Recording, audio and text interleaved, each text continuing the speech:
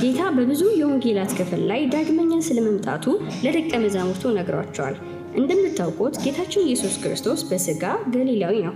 ደቀ መዛሙርቱን በሙሉ ገሊላዊ ናቸው። ይህንንም ሐዋርያት ሥራ ምዕራፍ 2 ቁጥር 7 ላይ ማንበብ እንችላለን። ስለዚህ ጌታ ኢየሱስ በዚያን ዘመን ለነበሩት ደቀ መዛሙርቱ ሲናገርም ሆነ ሲያስተምር የሚሰጣቸው ምሳሌዎች ከገሊላውያን ባህልና አኗኗር ጋር እጅግ የተቆራኙ ናቸው። ይህም ጌታችን ኢየሱስ ክርስቶስ በዚያን ዘመን ለገሊላውያን ደቀ መዛሙርቱ ሲናገር የነበረውን ለመረዳት የሰዎቹን የገሊላውያን ባህል ማጥናት አስፈላጊ ነው። ይህንን ጠላት ያደረጉ አካላትም ጌታ ኢየሱስ ዳግመኛ ስለመምጣቱ ከተናገረው ጋር በቀጥታ የሚዛመድ በጥንት ገሊላውያን ሲተገበር የኖረ ስነ ስርዓት አገኙ።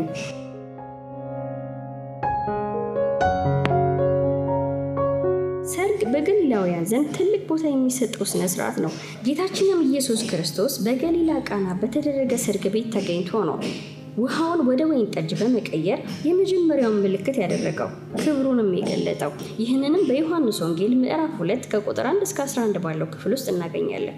እስኪ የጥንት ገሊላውያን የጋብቻ ስነ ስርዓት ከመተጫጨቱ ጀምሮ ምን ይመስል እንደነበር ላስቃኛችሁ። እናንተም ጌታ ስለ ዳግም ምጽአቱ በመጽሐፍ የተናገራቸውን ክፍሎች እያሰላሰላችሁ አድምጡኝ። በመጀመሪያ ሙሽሪት ለባሏ ወይም ለሚያገባት ሰው ትታጫለች። ከዚያም እጮኛዋና የእርሱና የእርሷ ቤተሰቦች ቀን በመምረጥ የከተማዋ መግቢያ በር ላይ ይሰበሰባሉ፣ ቃል ኪዳን ሊፈጽሙ። የከተማዋ መግቢያ በር ላይ ያደረጉት ሽማግሌዎች የሚገኙበት ቦታ ስለሆነና አላፊ አግዳሚውም ለምስክርነት ይሰበሰብ ዘንድ ነው። ገሊላውያኑ የተጻፈ የጋብቻ ውል አላቸው። እርሱም በሽማግሌዎች ለእጮኛሞቹ ይነበብላቸዋል። ከተጋቡ በኋላ አይ ይህ እንዳለ አላውቅም ነበር እኮ ብሎ ወደ ኋላ ማፈግፈግ አይችሉምና ነው። በውሉም ላይ በተጻፈው ከተስማሙ እጮኛሞቹ እሺታቸውን ይገልጻሉ።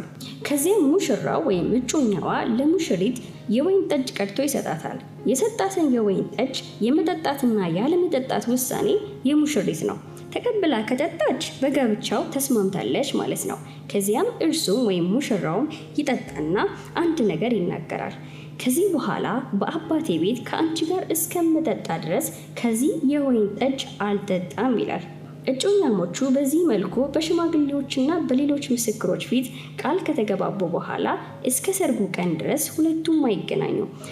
እርሱ በአባቱ ቤት ከተጋቡ በኋላ የሚኖሩበትን ስፍራ ያዘጋጃል። እርሷ ደግሞ በቤቷ ሆና ከሚዜዎቿ ጋር የሙሽርነት ልብሷን ለብሳ በንጽህና የሙሽራዋን መምጫና የሰርጉን ቀን በጉጉት ትጠባበቃለች። የሚያስደንቀው ነገር የሰርጋቸውን ቀንም ሆነ ሰዓት ከሙሽራው አባት በቀር ማንም አያውቅም። ሙሽራው እንኳን አያውቅም። ልክ አባትየው የወሰነው ቀን ሲደርስ ነው ሄዶ ሙሽሪትን ያመጣት ዘንድ የሙሽራው አባት ለሙሽራው የሚነግረው። ቀን ደርሶ የሙሽራው አባት ሙሽሪትን ሄዶ እንዲያመጣ ለልጁ ሲነግረው ሙሽራው በደስታ ዘሎ ይነሳል። መለከትም እየነፋ ታዳሚዎችን እየቀሰቀሰ ወደ ሙሽሪት ቤት ያቀናል። ድምፁን የሰማ ሁሉ ይከተለዋል። ሙሽሪትም ድምፁን ስትሰማ ትነሳለች። ሲደርሱ ሙሽሪት በእግሯ ተጉዛ አይደለም ወደ ሙሽራው ቤት የምትሄደው። ሰዎች በመሸከሚያ ወደ ላይ አንስተዋት ተሸክመዋት ነው የሚሄዱት። በዚያም ሲደርሱ ሙሽራውና ሙሽሪት ቤተሰቦቻቸውና ድምፁን ሰምተው የታደሙት በሙሉ ወደ ሰርጉ ቤት ይገባሉ። ከዚያም የሰርጉ ቤት በር ይዘጋል። የሰርጉም ስነ ስርዓት ለ7 ቀን ያህል ይካሄዳል። ማንም ወደ ውስጥ አይገባም፣ ከውስጥም ማንም ወደ ውጭ አይወጣም። በሰርጉ ቤትም ፌሽታና ደስታ ይሆናል።